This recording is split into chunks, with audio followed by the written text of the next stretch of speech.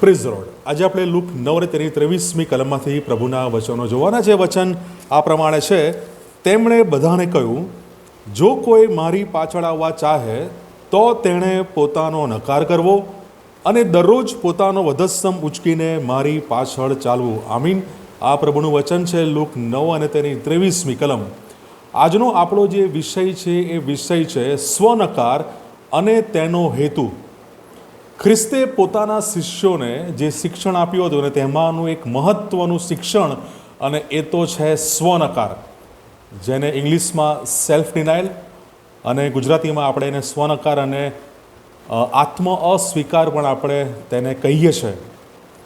પણ આ સ્વનકાર એટલે શું, એનો અર્થ શું થાય? સુવાર્તા એ સ્વનકાર માટેનું એ આહ્વાન છે અને તે આત્મ સંતોષ માટેનું એ આહ્વાન નથી। જ્યારે સુવાર્તા અને ખ્રિસ્તની આજ્ઞાઓ અને ખ્રિસ્તના માર્ગમાં ચાલવાનું જ્યારે આપણે પસંદ કરીએ છીએ ત્યારે એ માટેની જે મૂળભૂત જરૂરિયાત છે અને એ તો છે સ્વનકાર।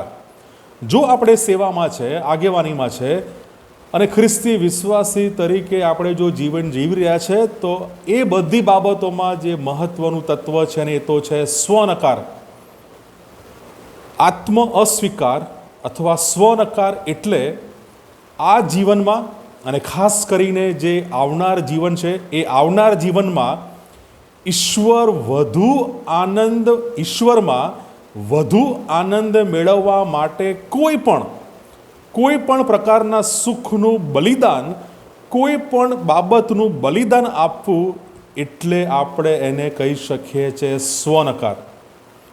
સ્વનકાર એટલે ખ્રિસ્તમાં વધુ આનંદ મેળવવાને માટે, ખ્રિસ્તમાં વધુ સંતોષી રહેવાને માટે કોઈ પણ પ્રકારનું જ્યારે આપણે બલિદાન આપીએ છીએ એ છે સ્વનકાર।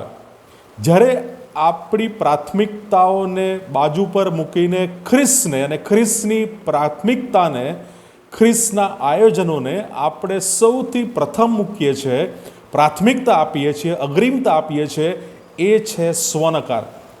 આપણી પોતાની ઈચ્છાઓને જ્યારે આપણે મારી નાખીએ છીએ, આપણી પોતાની દૈહિક ઈચ્છાઓને એનો નાશ કરીએ છીએ અને આપણે ખ્રિસ્તને અને ખ્રિસ્તની બાબતોને, ખ્રિસ્તની આજ્ઞાઓને જ્યારે આપણે અગ્રિમતા આપીએ છીએ, એ છે સ્વનકાર। સ્વનકારમાં કઈ બાબતો સામેલ હોય છે અથવા કોને આપણે સ્વનકાર કહી શકીએ? સૌથી પહેલી બાબત, કેવી રીતે સ્વનકાર કરી શકાય? સૌથી પહેલી બાબત, ખ્રિસ્તના આજ્ઞા પાલન કરવાથી, ખ્રિસ્તની આજ્ઞાઓ પાળવાથી, ખ્રિસ્તની આજ્ઞાઓને ખ્રિસ્તને અનુસરવાથી આપણે સ્વનકારમાં આગળ વધી શકીએ છીએ।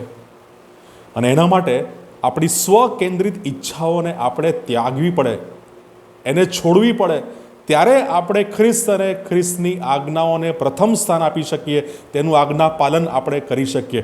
ખ્રિસ્તની આજ્ઞાઓનું આજ્ઞા પાલન કરવાથી આપણે સ્વનકારમાં આગળ વધી શકીએ છીએ। બીજી બાબત, સ્વનકારમાં બીજાઓની સેવા કરવાની વૃત્તિ એ ભાવના હોવી જોઈએ। પ્રભુ ઈસુ ખ્રિસ્તે ઈશ્વર પુત્ર, ઈશ્વર હોવા છતાં તેમણે શિષ્યોના પગ ધોયા, એકબીજાની સેવા કરવાની અને તે માટે, તેમના માટે દુઃખ સહન કરવાની પણ તૈયારી સ્વનકારમાં એ હોવી જોઈએ। જ્યારે આપણે એકબીજાની સેવા કરીએ છીએ અને તે બાબતને લઈને આપણે દુઃખ સહન કરીએ છીએ એટલે આપણે સ્વનકારમાં આગળ વધીએ છીએ, સ્વનકાર આપણે કરીએ છીએ એમ આપણે કહી શકીએ।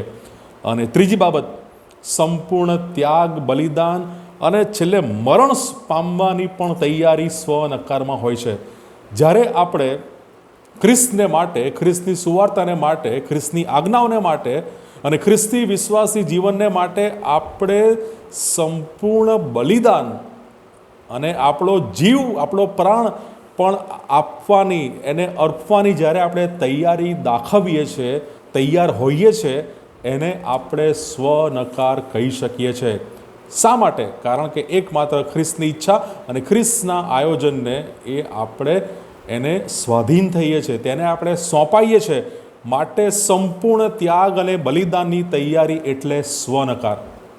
પ્રભુ ઈસુ ખ્રિસ્તે ઈશ્વર પિતાની જે આજ્ઞા છે, ઈશ્વર પિતાનું જે આયોજન છે, તે માટે ઈશ્વરની ઈચ્છાને તેમણે પોતે સોંપાઈ ગયા અને પોતાનો પ્રાણ એને માટે આપ્યો. એ ઉત્તમ ઉદાહરણ આપણને ખ્રિસ્તમાં જોવા મળે છે.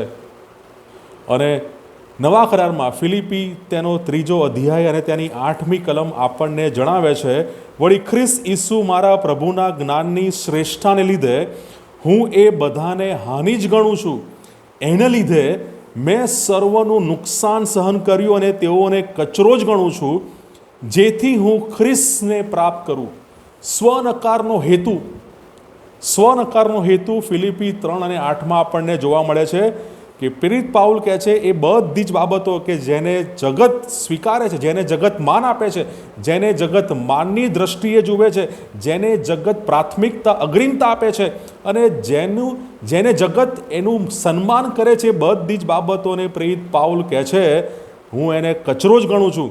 હું એ બધાને મારા આત્મિક જીવનને માટે હું હાનિ જ ગણું છું અને એને લીધે હું નુકસાન સહન કરું છું અને તેઓને કચરો જ ગણું છું.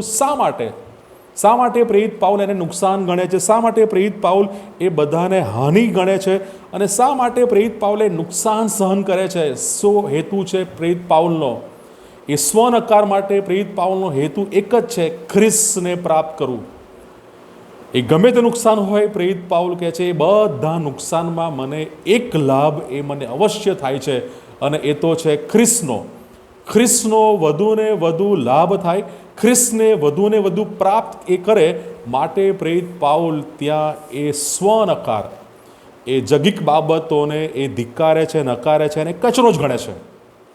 આમ આપણે જોઈ શકીએ છીએ સ્વનકાર એટલે ઈશ્વરની ઈચ્છાઓને, આજ્ઞાઓને, ઈશ્વરના આયોજનોને અગ્રિમતા આપી, પ્રાથમિકતા આપી અને તેને માટે ખ્રિસ્તને અને ખ્રિસ્તની આજ્ઞાઓને અનુસરવી, આજ્ઞાપાલન કરવું, સેવાને માટે દુઃખ સહનની પણ તૈયારી રાખવી અને સાથે સંપૂર્ણ ત્યાગ, બલિદાન, પોતાનો જીવ પણ આપવો પડે તે માટેની તૈયારી, એટલે એ સ્વનકાર. અને એનો હેતુ એક જ, ખ્રિસ્ત અને એકમાત્ર ખ્રિસ્તને પ્રાપ્ત કરીએ. પ્રભુ આ વચનો શીખવા સમજ આપણે દરેકની સહાય અને મદદ કરે. God bless you.